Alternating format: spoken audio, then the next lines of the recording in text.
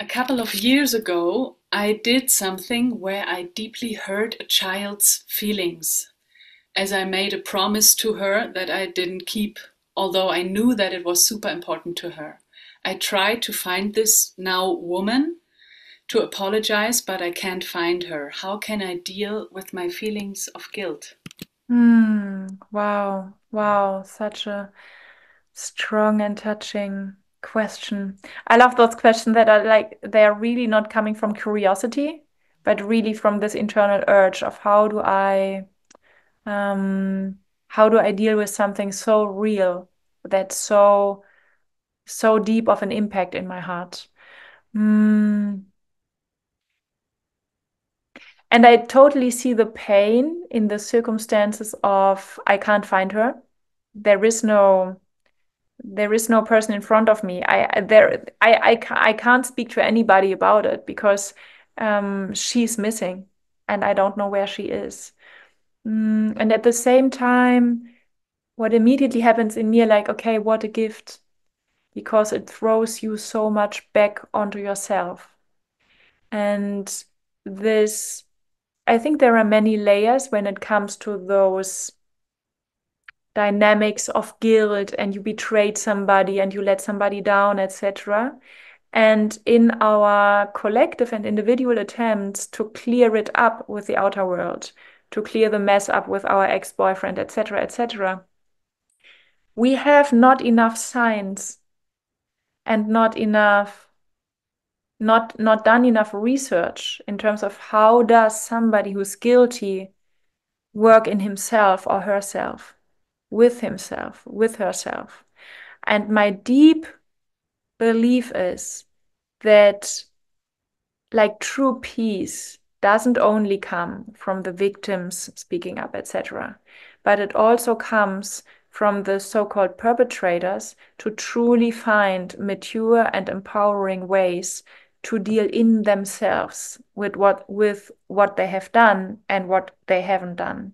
So what I would suggest here is something very simple, like an everyday embodiment prayer that this it sounds like as if it's a woman, I do not know, but let's say it's a woman, and she's doing that for at least, let's say, 1 month every evening, and she's sitting like maybe right before going to bed, but not too tired, not immediately after a meal, really having some time where she can focus on her internal energy with enough alertness, with enough awareness, with enough energy in order to truly move some things. And then she puts her hands onto her chest, maybe onto her breasts, and breathes into her memory of this situation.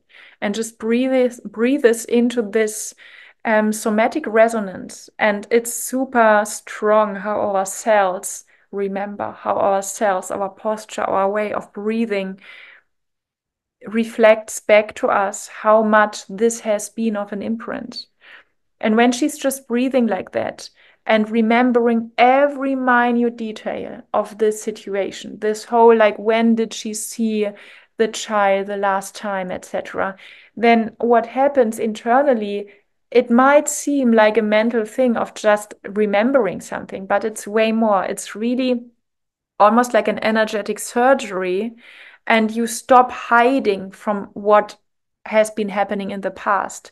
You are so familiar with it. And at the same time, you are pressing your hands onto your chest, onto your heart. So you are so connected with yourself and also with your own, no matter what, worthiness of self love. And just doing that for a few evenings in a row will, will call or draw this memory to the surface and at the same time wrap it in warmth or in loving attention, not terrorized of, oh my god, I need to find her, I need to say sorry, oh my god, I'm a bad person, but really rather something of, it's so painful what I have done, and I will learn, I will do whatever it takes in order to learn how to grow from it instead of collapsing, how to love myself even more, even though I did something as if I wouldn't deserve my own love. So it's like It's a bit a story of, okay, I would have loved to learn the art of self-love on level 1 or level 3, but my life forces me to jump into the ring with level 10. So let's do it. And after those few evenings in a row that I did this, some other faces will come up. Some faces of, okay, this woman might have the sense or the feeling of she can connect to this girl. She can connect to this woman, to her energy, and she can speak to her internally. She can speak to herself. She can remember how she was let down as a little girl. Who knows what comes up? But it's like calling the demon, calling the shadow, calling it in, and spending time with it every evening. Not in a way of, oh my God, you are the demon, you have to go away. I have to find somebody who says it's okay, I've forgiven you, or something like that. And it's the most important part is the embodiment piece. It's truly breathing into your own chest and really holding your breaths. And from there, it's a cellular, it's a somatic rewiring that these things are official in that they happened, and that my self-love, my aliveness, my worthiness is the even more official. So that's in most cases the most painful part of the story is not what happened, is not what we have done to others or what others have done to us, but is our conclusion that we have drawn from it, which is, it has happened to me because I'm not worthy, because I do not belong. So the moment that we shift this narrative, and this is really an internal shift, we do not need to find somebody else in order to say sorry or something like that.